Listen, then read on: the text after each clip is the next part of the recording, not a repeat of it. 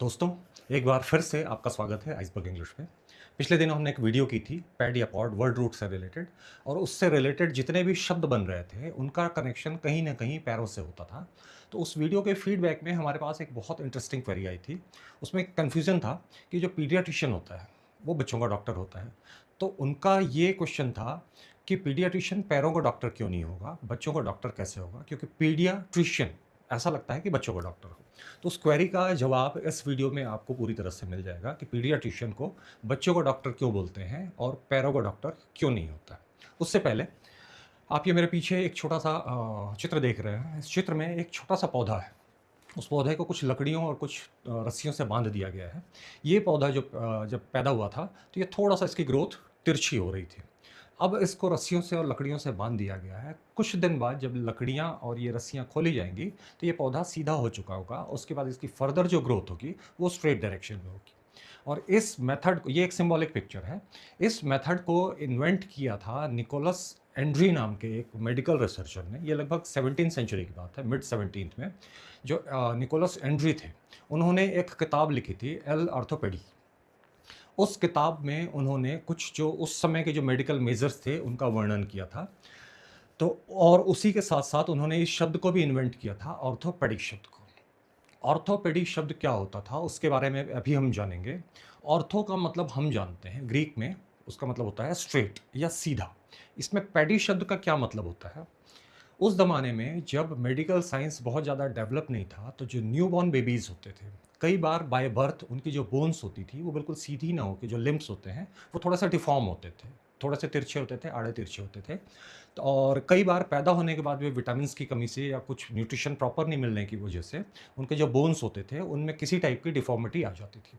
तो in doctor ने क्या किया था, इन्होंने उनकी जो हड्डियाँ, जो कि बचपन में बहुत ज़्यादा स्टिफ़ नहीं होती हैं, बहुत ज़्यादा मज़बूत नहीं होती हैं, तो उन हड्डियों को सीधा करके लकड़ियों और रस्सियों के सहारे उसको कुछ दिन तक बांध दिया जाता था। और उसके बाद जब लकड़ियाँ और पट्टियाँ हटाई जाती थी, तो किसी हद तक वो डिफ़ॉर्मिटी जो होती थी वो कम हो जाती थी और वो हड्डियाँ सीधी होती थी। और उसके बाद उनकी फर्दर जो ग्रोथ होती थी वो भी सही डायरेक्शन में होने लगती थी।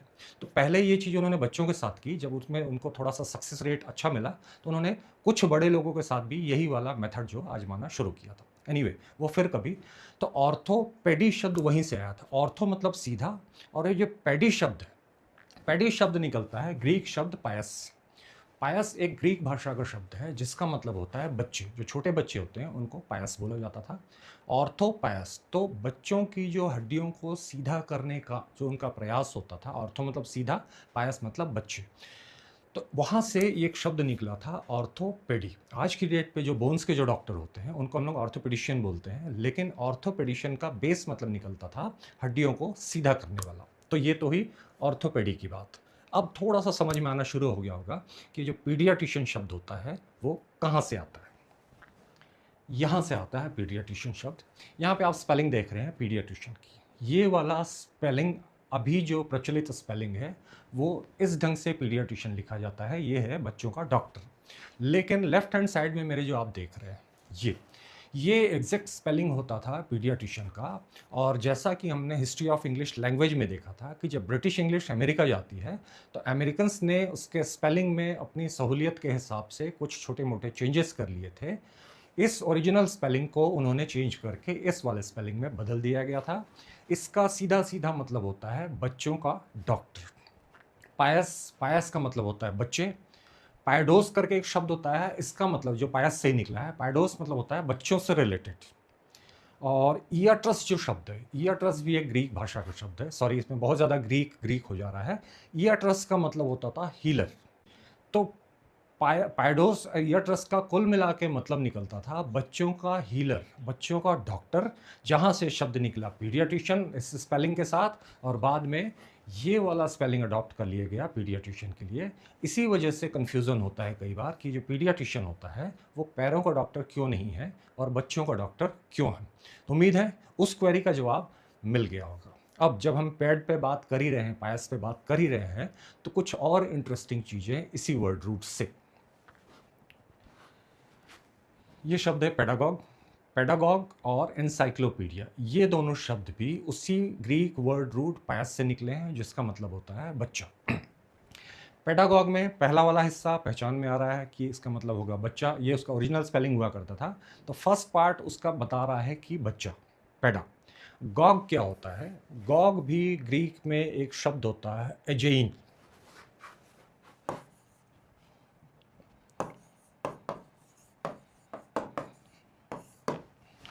इस शब्द का मतलब होता है टू गाइड, टू टीच, और यहां से जो दूसरा शब्द बनता है एगोगस।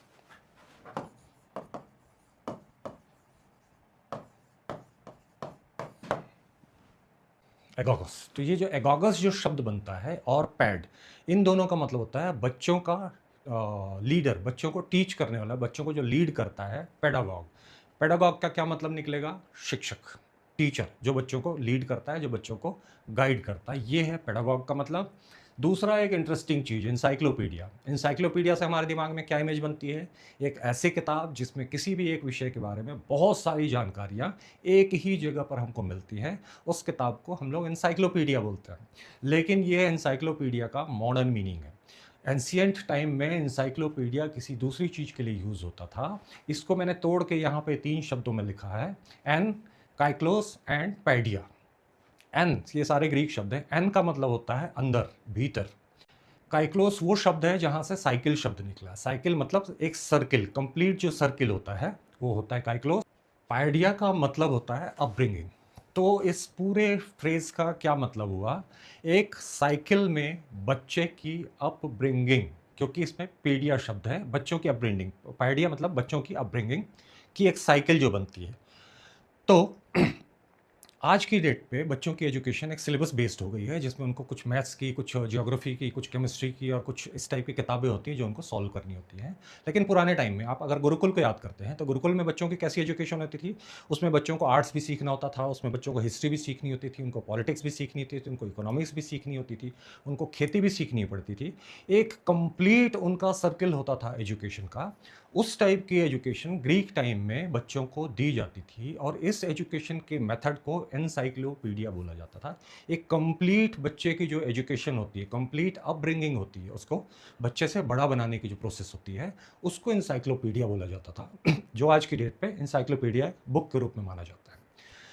तो इसमें हमारी उस क्वेरी का भी जवाब मिलता है कि पीडियाट्रिशियन बच्चों का डॉक्टर क्यों है और पैरों का डॉक्टर क्यों नहीं है। साथ में पैड से रिलेटेड कुछ और भी ऐसे शब्द जिनका कनेक्शन बच्चों से है। मिलते हैं किसी अगले वीडियो में ऐसे ही किसी इंटरेस्टिंग टॉपिक के साथ।